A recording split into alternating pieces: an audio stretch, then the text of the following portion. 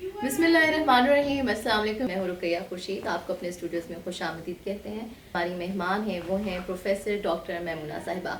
आप चेयरपर्सन हैं institute of visual arts and design की, और इससे पहले फातिमा जनाब वुमेन यूनिवर्सिटी में अपनी सर्विसेज देने से पहले आप रावलपिंडी वुमेन यूनिवर्सिटी में एज प्रोफेसर अपने फ़राइज़ सर अंजाम दे रही थी।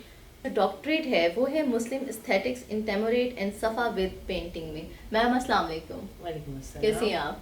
शुक्रिया। आपको खुशामदीद कहते हैं स्टूडेंट्स थैंक यू को। Thank you. ये जो आपकी फील्ड है कि आपने बहुत ज़्यादा एग्जीबिशंस करवाई हैं, मुस्लिम आर्ट जो है वो आपकी स्पेशलिटी है, लैंडस्केप पोर्ट्रेट्स आपने बनाई हैं, तो हम ये देखते हैं जो आर्टिस्ट होते हैं ना, तो वो या तो इनबॉर्न होते हैं या ये होता है कि अपनी फैमिली में किसी को देख रहे होते हैं कि इन्होंने बहुत अच्छा कुछ बना रहे हैं, कोई बहुत अच्छा आर्ट उनका देखते हैं तो उससे इंस्पायर होते हैं। तो आपकी इंस्पिरेशन किससे थी?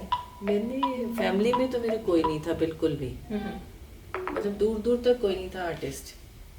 और लेकिन ऐसा था कि अट्रैक्ट किया मुझे इस फील्ड ने जब मैं एफएससी में एडमिशन ले लिया मैंने। ठीक।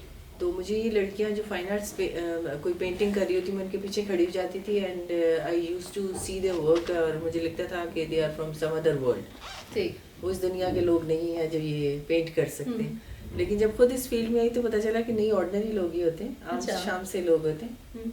लेकिन वो अट्रैक्शन थी। और दूसरा, एक जब माइंड में कोई चीज़ मेरे फंस जाती है तो पूरा कर गुजरने का शौक होता है, तो उसी में ये सारा कुछ किया। और फिर एक के बाद दूसरा स्टेप आता गया और चीज़ें एक्सप्लोर होती गई। फैमिली में वो कौन था जो आपकी एक मेन सपोर्ट रहा, जिसने आपको बहुत ज़्यादा मोटिवेट किया कि बहुत अच्छा काम कर रही हो मैमुना, चलती जाओ आगे? मेरे दादा, ठीक। बचपन में मेरे दादा, और उसके बाद पेरेंट्स की तरफ से हमेशा सपोर्ट रही। My father, he was always at my back and still he is at my back. और बाकी टीचर्स हमेशा अल्लाह ने वो दिए जो उस इदारे के बेहतरीन टीचर्स होते थे। आपको अपने कौन सी एक ऐसा आर्ट है जो कि बहुत ज़्यादा पसंद है? आपको अपना जो पीएचडी का थीसिस था वो बहुत दिल के आपके करीब है, या कोई ऐसा लैंडस्केप पोर्ट्रेट जो कि आपको लगता है कि मुझे बहुत पसंद है? मुझे और अपना उसकी रीज़न क्या डॉक्टरेट है? का थीसिस, क्योंकि उसमें मैंने वो चीज़ें एक्सप्लोर की जो जिसके बारे में इंटरप्रिटेशंस गलत थी। ठीक। और जब मैं अपने स्टूडेंट्स को पढ़ाती थी इस्लामिक आर्ट, क्योंकि मैं जब मास्टर्स किया तो मैं इस्लामिक आर्ट मेरा सबसे ज़्यादा लोएस्ट फील्ड था, मतलब जिसमें मैंने सबसे कम मार्क्स लिए थे। और जब मैं जॉब में आई तो मुझे वो सब्जेक्ट पढ़ाने के लिए दिया गया, और उसमें जो क्वेश्चंस मेरे माइंड में थे ना, जिसकी वजह से मैंने उसको एक्सेप्ट नहीं किया था या मैं उसको उस तरह रिप्रोड्यूस नहीं कर पाई थी, मैंने उन क्वेश्चंस के आंसर्स ढूंढे अपने स्टूडेंट्स के लिए, और जितना ढूंढ सकती थी उतना ढूंढा। और मेरे ख्याल है कि जो कुछ रिवील हुआ इस्लामिक आर्ट के बारे में मुझे, that was a revolution from above. क्योंकि जब आप डिवोशन के साथ कोई काम करते हैं तो फिर मेरा नहीं ख्याल कि सारी चीज़ें नॉलेज की हमारे अपने इख्तियार में होती, कोशिश हमारे इख्तियार में होती, लेकिन जब आपकी इनर सेल्फ प्योर हो कि मैंने प्योरिटी के साथ उसके लास्ट ब्रिम तक पहुँचना है, तो फिर बहुत सारी चीज़ें एक्सप्लोर होती हैं। और ऐसी चीज़ें एक्सप्लोर हुई कि जिसके बारे में जब मैंने स्टार्ट लिया था मुझे नहीं पता था कि मैं ये कुछ ढूंढ पाऊँगी। और उसके बाद मैंने उनके ऊपर रिसर्च पेपर्स भी लिखे, और रिसर्च पेपर्स भी अप्रिशिएट हुए, और इवन मेरा थीसिस अप्रिशिएट होकर वापस आया। वो क्या चीज़ें थी जो कि आपने फाइंड आउट किया? आप बता तो रही हैं कि आपने अपने थीसिस के दौरान बहुत कुछ फाइंड आउट किया। मैं चाहूँगी कि सुनने वाले भी तो देखें ना कि क्या चीज़ थी। जिस तरह देखिए, हमारे जब हम मुस्लिम एस्थेटिक्स जब हम एस्थेटिक्स से रिलेटेड इंसाइक्लोपीडिया खोल लें, बुक्स खोल लें, तो दुनिया के एस्थेटिक्स पे बात हुई होती है, दुनिया की जमालियात पे बात होती जी, है। रीजन्स के जमाली, हर कल्चर का अपना एक कॉन्टेक्स्ट है, जमालियात कह लें, एस्थेटिक्स कह लें। तो चाइनीज़ के ऊपर भी मिलता था, इंडियन के ऊपर बेतहाशा मिलता था, वेस्टर्न एस्थेटिक्स के ऊपर। जब मुस्लिम्स की बात आती थी तो वो लिखते थे कि जी, और अभी भी ऐसा ही है, अभी तक सिर्फ एक बुक पब्लिश हुई हुई है ओलिवर लीमैन की ऑन मुस्लिम एस्थेटिक्स।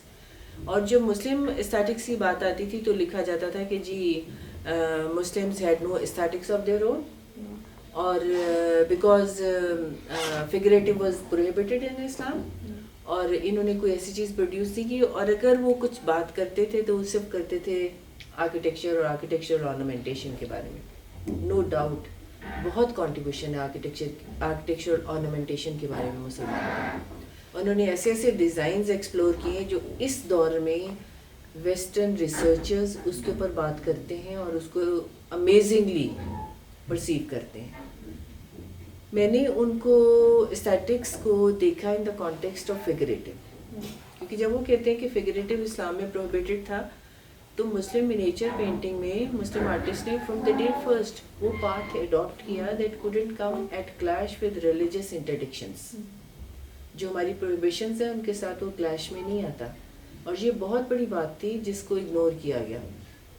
پھر یہ کہا جاتا رہا کہ جی مسلمانوں کو ریسیشن پروجیکشن کا نہیں آتا, ڈیپتھ نہیں کیپچر کر سکتے مسلم آرٹسٹ, ان کو پروپورشنز کا نہیں پتا. تو یہ تو تھرڈ ڈائمینشنز میں پھنسے ہوئے تھے ویسٹ. مسلمانوں نے from the day first they explored 6 dimensions of space. اور ابن سینا کی ایک بک پڑھتے ہوئے میں نے فائنڈ آؤٹ کیا کہ ابن سینا نے کہا ہے کہ اسپیس ہے 6 ڈائمینشنز. جب میں نے اس کا لاجک ڈھونڈا تو بہت لاجیکل بات کی ہوئی تھی. انہوں نے کہا تھا front back left right top base, تو 6 ڈائمینشنز تو ہو گئی نا. بالکل. تو ویسٹ پھنسا ہوتا 3 کہ لینتھ بریتھ اینڈ ڈیپتھ, اور مسلمان تو 6 ڈائمینشنز اپنی پینٹنگز میں ایکسپلور کی تھی, کیونکہ ہر پینٹنگ میں one can view image in its complete totality, ایک ایسپیکٹ کو نہیں وہ لے رہے تھے. تو یہ بہت ساری ایسی باتیں تھیں جو کہ ان کو نہیں پتہ تھی, اور فارچونیٹلی اور انفارچونیٹلی جب یہ ویسٹ میں ہی گیا ایویلویشن کے لیے, ایک امریکہ اور ایک انگلینڈ, تو ان کی ایک بات مجھے ضرور اپریشیٹ کرنی چاہیے. ایک نہیں 2-3 باتیں. پہلی بات تو یہ کہ جب کوئی لاجک کے ساتھ بات کرتا ہے اور اس کو پروو کرتا ہے تو دے ایکسیپٹ ود اوپن آرمز.